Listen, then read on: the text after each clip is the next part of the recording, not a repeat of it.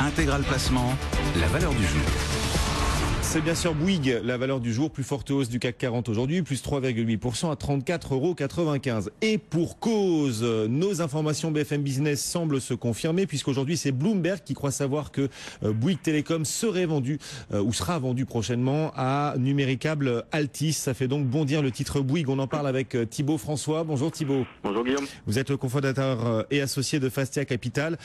Si Bouygues Telecom passe aux mains de Numéricable Altice, ça ferait un gigantesque ensemble quand même. Bouygues Telecom, Numéricable, SFR. Ça vous semble crédible malgré peut-être les problèmes de concurrence que ça risque de poser ? Oui, écoutez, effectivement, comme le disait Patrick Drahi, donc le patron d'Altis, en novembre 2014, Altis, effectivement, l'acheteur naturel de Bouygues Telecom, donc effectivement, ça avait alimenté les rumeurs déjà à l'époque.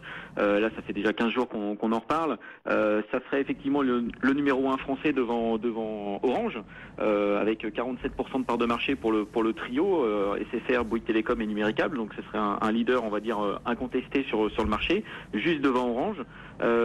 La rumeur est bien sûr à prendre en considération. Il y a toute une logique derrière qui est intéressante et importante. On parle d'un achat de 7,5 milliards d'euros. En plus, Altis en a les moyens. Maintenant, effectivement, je pense qu'aujourd'hui, Altis et Bouygues Telecom sont en train de regarder un petit peu la faisabilité de l'opération. Est-ce que d'un point de vue concurrence, ça va passer ? Est-ce que d'un point de vue politique aussi, ça va passer ? Parce qu'il risque d'y avoir quelques licenciements. Je pense que c'est surtout ça qui est en train de régler en ce moment. Alors c'est bien sûr une partie de poker menteur, comme à chaque fois. À l'instant, Bouygues qui publie un communiqué qui nous dit qu'au contraire, aucune négociation n'est en cours pour la vente de Bouygues Telecom. Une vente de Bouygues Telecom à Numéricable Altice, ce serait la meilleure porte de sortie d'après vous pour Bouygues, ou il y aurait mieux à faire ailleurs avec d'autres opérateurs ? Je pense qu'aujourd'hui, Bouygues Telecom a atteint un petit peu les limites d'investissement. Vous savez, Bouygues est sur plusieurs fronts en ce moment. Il y a la construction, il y a l'immobilier, il y a les médias, il y a les télécoms. On ne peut pas investir sur l'ensemble des métiers aujourd'hui de Bouygues. Bouygues doit se recentrer, et le fait de vendre Bouygues Telecom aujourd'hui, je pense que c'est plutôt une bonne option. Les investissements ont été assez importants quand même sur la partie télécom, mais pas suffisamment pour redresser le groupe Bouygues Telecom et regagner des parts de marché qui est en train de prendre Orange, qui est en train de prendre Free via Iliad, bien entendu. Donc je pense que c'est le bon moment. Alors maintenant, vendre à cet opérateur, je pense que c'est l'opérateur le plus naturel possible. Oui. On sait qu'il y a il y a eu certains problèmes entre Xavier Niel et Monsieur Bouygues. Donc effectivement, on a rapidement conclu que c'était difficile de vendre Bouygues Telecom à Free dans ces conditions. Donc effectivement, ça nous semble un achat naturel. Numéricable SFR Bouygues Telecom, ça aurait plutôt on va dire, ça serait plutôt une belle structure sur le long terme, avec des synergies qui sont attendues autour de 800 millions d'euros sur les prochaines années. Oui, les marchés continuent de parier sur cette vente de Bouygues Telecom à Numéricable Altice, puisque Bouygues reste en tête du CAC malgré le démenti de la direction de Bouygues. On gagne encore sur ce titre 3,3% en ce moment. Si Bouygues Telecom se rapproche de Numéricable SFR, qui serait au contraire le perdant de cette opération dans le milieu, dans l'univers télécom ? À court terme, il n'y aurait pas forcément de perdants. On se retrouverait avec 3 acteurs sur le marché français, donc c'est plutôt encourageant. C'est-à-dire qu'il vaut mieux être 3 que 4. Pour les prix.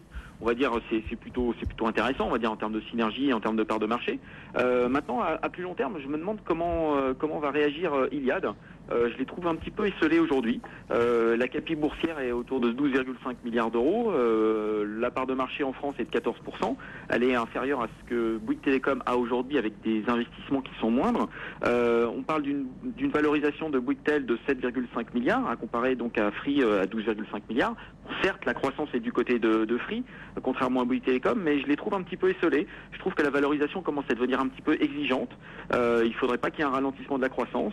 En plus, il y a beaucoup d'investissements qui vont devoir être faits par Free dans les prochaines années, notamment pour redresser l'ARPU, donc les revenus par abonné, ce qui est vraiment la clé dans le marché dans les prochaines années. Et là, on pense que Orange est quand même assez bien placé pour répondre à cette hausse de l'ARPU.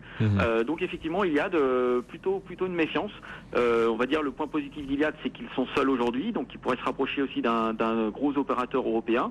On a vu que leurs ambitions qu'ils avaient aux États-Unis. Donc à voir dans les prochaines semaines, mais je pense que c'est beaucoup plus spéculatif maintenant le dossier Iliad plutôt que fondamental. Merci Thibaut, merci pour ce décryptage du secteur télécom. Le titre Bouygues toujours en tête du CAC. Iliad progresse aussi largement aujourd'hui, malgré tout. Plus 4,5% dans un marché qui reste en forme. Le CAC stable à des plus hauts de 6 ans et demi. On est à 4760 points à la Bourse de Paris.